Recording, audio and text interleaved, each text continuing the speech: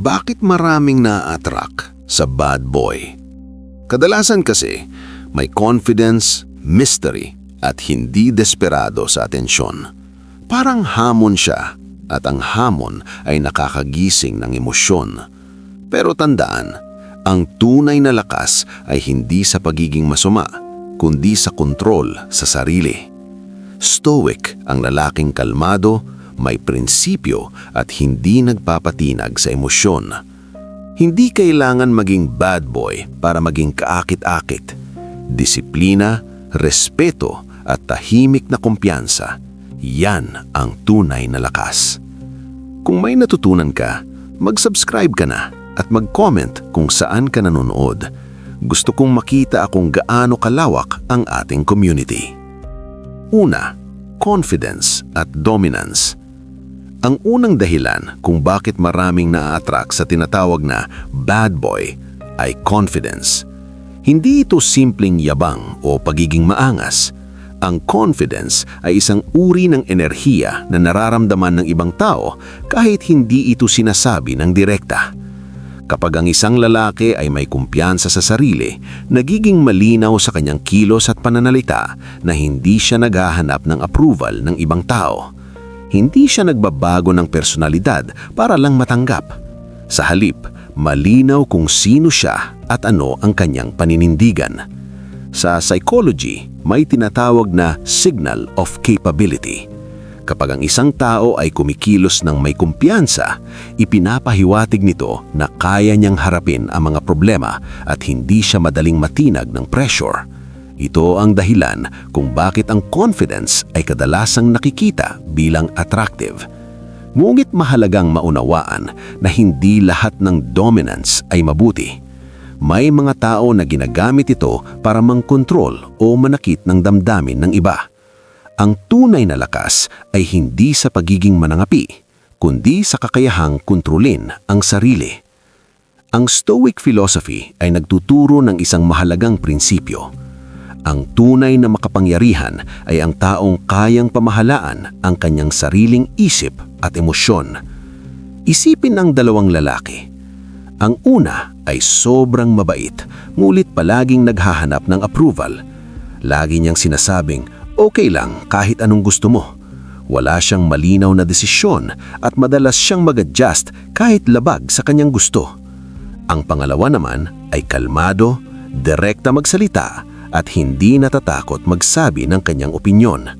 Hindi siya bastos, ngunit hindi rin siya nagpapadala sa pressure ng ibang tao.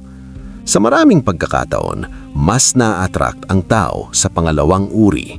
Bakit? Dahil ang ganitong personalidad ay nagpapakita ng stability at inner strength. Hindi ibig sabihin nito na kailangan mong maging masungit o manangapi. Ang tunay na aral dito ay ang kahalagahan ng self-respect. Kapag ang isang tao ay may respeto sa sarili, hindi siya basta-basta pumapayag sa anumang trato ng iba. May boundaries siya. Alam niya ang kanyang halaga. At paradoxically, kapag hindi ka desperado sa atensyon ng iba, mas nagiging kaakit-akit ka. Ito ang dahilan kung bakit ang mga taong tila hindi naghahabol ay minsan mas pinapansin. Hindi dahil sila ay masama, kundi dahil may malinaw silang kontrol sa kanilang sarili at emosyon. Sa huli, ang confidence na may kasamang respeto sa iba ay mas matibay kaysa sa confidence na nakabatay sa ego. Pangalawa, excitement at risk. Isa pang dahilan kung bakit naa-attract ang ilang tao sa tinatawag na bad boy ay ang exciting at unpredictable na personalidad. Sa simpleng salita, may dala silang thrill na bihirang makita sa masyadong predictable na tao. Ang isip ng tao ay natural na naghahanap ng bagong karanasan at emosyon. Kapag ang isang tao ay lading pareho ang kilos, pareho ang routine at walang element of surprise, nagiging komportable, ngunit minsan ay nagiging monotonous ang pakiramdam ng relasyon. Samantala, ang bad boy stereotype ay kadalasang konektado sa mga bagay tulad ng adventure, risk-taking, at spontaneity. Hindi palaging planado ang kanyang galaw. Minsan ay may pagka-rebellious siya laban sa normal na expectations ng society. Dahil dito, nagkakaroon ng emotional intensity ang pakikisalamuha sa kanya. Sa psychology, ang excitement ay malakas na konektado sa attraction. Kapag ang isang tao ay nakakaranas ng malakas na emosyon tulad ng kaba, thrill o excitement, ang utak ay naglalabas ng chemicals tulad ng dopamine at adrenaline. Ang mga ito ay nagdudulot ng pakiramdam ng excitement at pleasure. Minsan, ang emosyong na ito ay napagkakamalang romantic attraction. Halimbawa, kapag ang isang tao ay kasama ang isang adventurous na partner, naglalakbay, gumagawa ng biglaang plano o sumasali sa mga kakaibang karamasan, nagiging mas memorable ang mga sandali. Ang utak ay nag-uugnay ng mga matitinding emosyon sa taong kasama mo sa karanasang na yun. Ngunit may isang mahalagang babala dito. Ang excitement ay hindi palaging katumbas ng stability. Maraming relasyon ang nagsisimula sa matinding emosyon, ngunit nahihirapang tumagal kapag dumarating na ang mga responsibilidad at realidad ng buhay. Ang taong palaging naghahanap ng thrill ay minsan nahihirapang manatili sa consistency na kailangan sa isang matatag na relasyon. Ito ang dahilan kung bakit ang Stoic philosophy ay nagbibigay diin sa balance. Ang Stoic na tao ay hindi takot sa adventure o bagong karanasan, ngunit hindi rin siya kontrolado ng kanyang emosyon.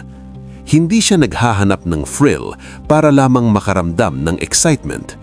Sa halip, ang kanyang aksyon ay ginagabayan ng wisdom at self-discipline. Isipin ng dalawang uri ng excitement. Ang una ay ang excitement na nagmumula sa impulsive decisions, walang direksyon, walang long-term thinking, puro emosyon lamang.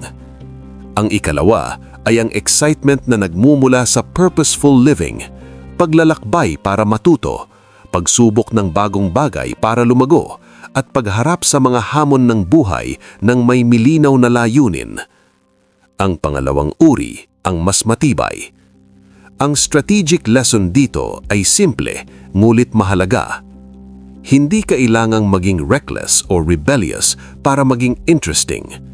Ang tunay na atraksyon ay maaaring manggaling sa isang taong may lakas ng loob na subukan ng buhay, ngunit may sapat na karunungan upang hindi sirain ng sarili o ang ibang tao. Sa madaling salita, ang pagiging adventurous ay maaaring maging attractive, ngunit kapag ito ay pinagsama sa responsibilidad at disiplina, nagiging mas malakas ang dating niya. Ang taong may ganitong balanse ay hindi lamang exciting sa simula, siya rin ay maaasahan sa mahabang panahon. Pangatlo, the I can change him effect. Ang ikaapat na dahilan kung bakit may mga taong naa-attract sa bad boy type ay ang tinatawag na I can change him effect. Ito ay isang psychological pattern kung saan ang isang tao ay naniniwala na kaya niyang baguhin ang isang taong may problematic o rebellious na ugali. Sa simula, ang bad boy ay madalas makita bilang isang tao na may mysterious na personalidad. Hindi siya madaling basahin. May mga bahagi ng kanyang pagkatao na tila sarado sa ibang tao. Ngulit paminsan-minsan, nagpapakita siya ng maliit na kabaitan, isang sandali ng pagiging vulnerable, isang pagkakataon na nagpapakita siya ng tunay na emosyon. Ang mga sandaling ito ay maaaring magbigay ng pakiramdam na sa loob ng matigas niyang panlabas, may mabuting tao na naghihintay na mailabas.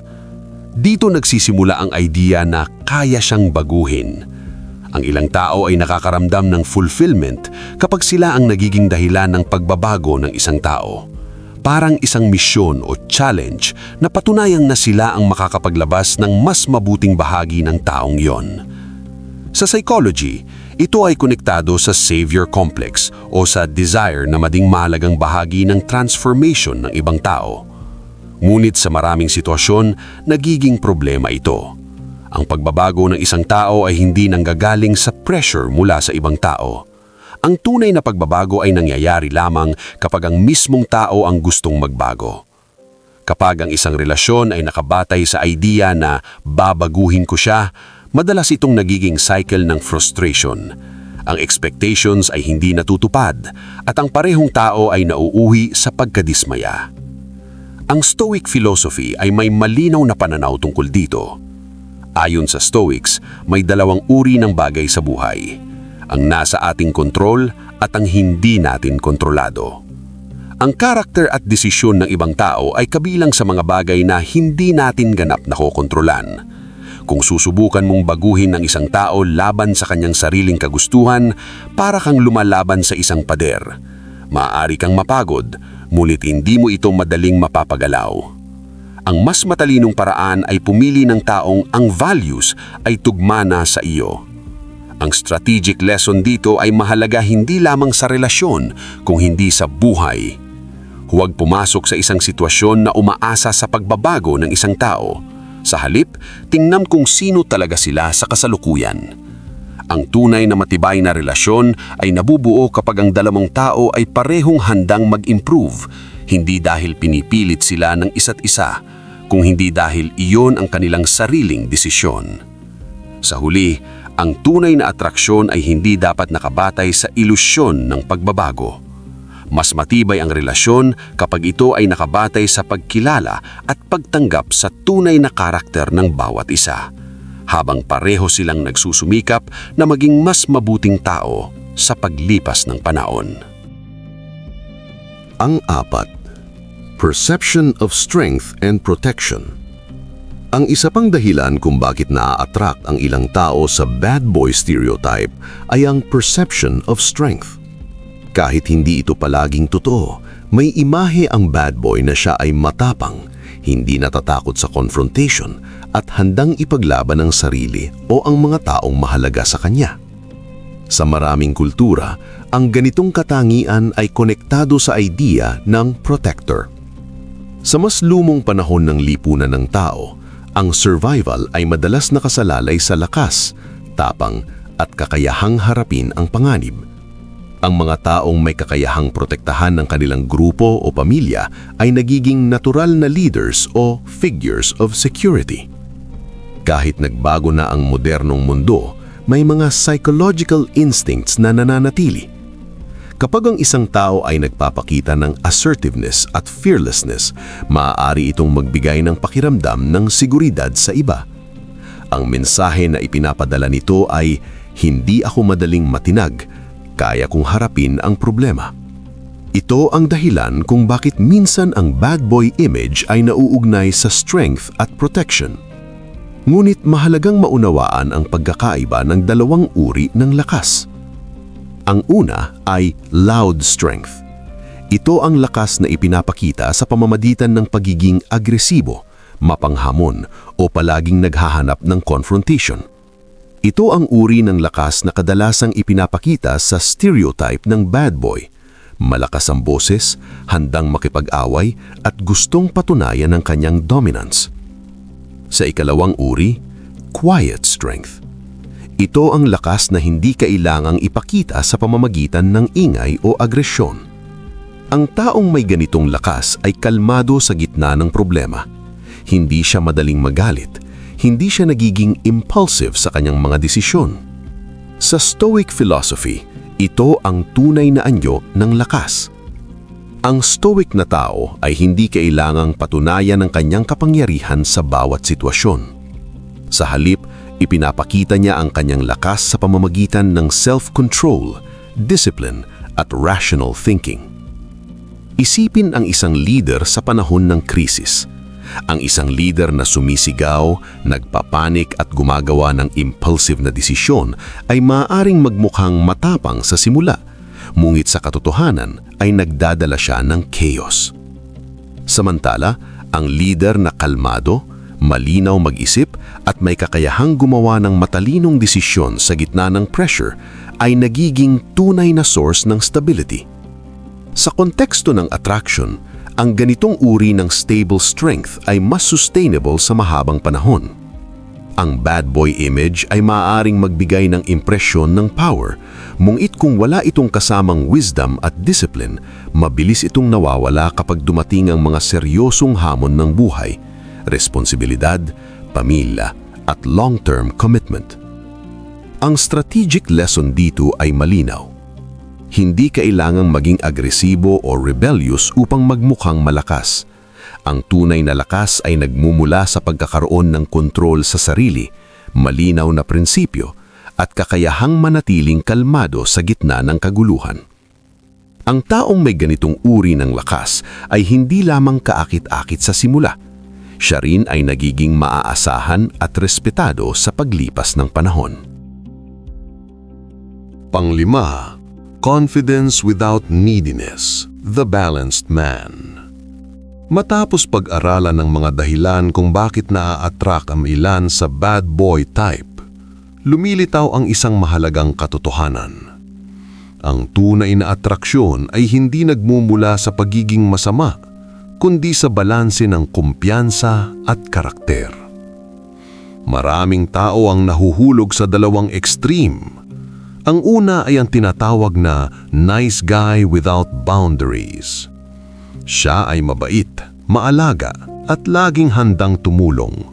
Ngunit madalas, ginagawa niya ito kapalit ng approval at validation. Natatakot siyang tumanggi, natatakot siyang magpahayag ng sariling opinyon kung may posibilidad na hindi ito magugustuhan ng iba. Sa ganitong sitwasyon, nawawala ang kanyang sense of individuality. Sa halip na makita bilang confident, siya ay nagmumukhang needy. Ang ikalawang extreme naman ay ang bad boy without responsibility. Siya ay confident at independent, ngunit kulang sa empathy at commitment. Minsan ay nagiging manipulative o emotionally distant. Sa simula, maaaring maging exciting ang ganitong personalidad, ngunit sa paglipas ng panahon, nagiging mahirap itong pagkatiwalaan. Ang tunay na attractive na personalidad ay nasa gitna ng dalawang ito. Ito ang taong mabait, ngunit may malinaw na boundaries. Kaya niyang magpakita ng respeto at malasakit sa iba, ngunit hindi niya isinasakripisyo ang kanyang self-respect upang makuha ang approval ng kahit sino. Sa Stoic philosophy, ito ay konektado sa idea ng inner stability. Ang Stoic na tao ay hindi umaasa sa validation ng ibang tao upang maramdaman ang kanyang halaga. Alam niya ang kanyang prinsipyo at pinaninindigan niya ito kahit walang pumalakpak. Kapag ang isang tao ay may ganitong uri ng mindset, nagiging natural lang ang kanyang confidence. Hindi niya kailangang magpanggap na mysterious. Hindi niya kailangang maglaro ng emotional games. Ang kanyang presensya lamang ay sapat upang magpakita ng self-assurance at authenticity. May isa pang mahalagang aspeto dito: purpose. Ang mga taong may malinaw na layunin sa buhay, sa kanilang career, personal growth o mga prinsipyo, ay nagiging mas paakit-akit dahil hindi sila umiikot lamang sa validation ng ibang tao. May direksyon ang kanilang buhay, at kapag ang isang tao ay may direksyon, ang kanyang oras at enerhiya ay nagiging mahalaga. Hindi siya nagiging desperate for attention dahil alam niya na may mas malaking layunin siyang tinatahak. Ito ang dahilan kung bakit ang mga taong nakatuon sa self-development at mission ay madalas nagiging naturally attractive. Ang strategic lesson sa huling hakbang na ito ay simple ngunit makapangyarihan. Huwag mong subukang maging bad boy upang maging kaakit-akit. Sa halip, mag-focus sa pagbuo ng isang matatag na karakter.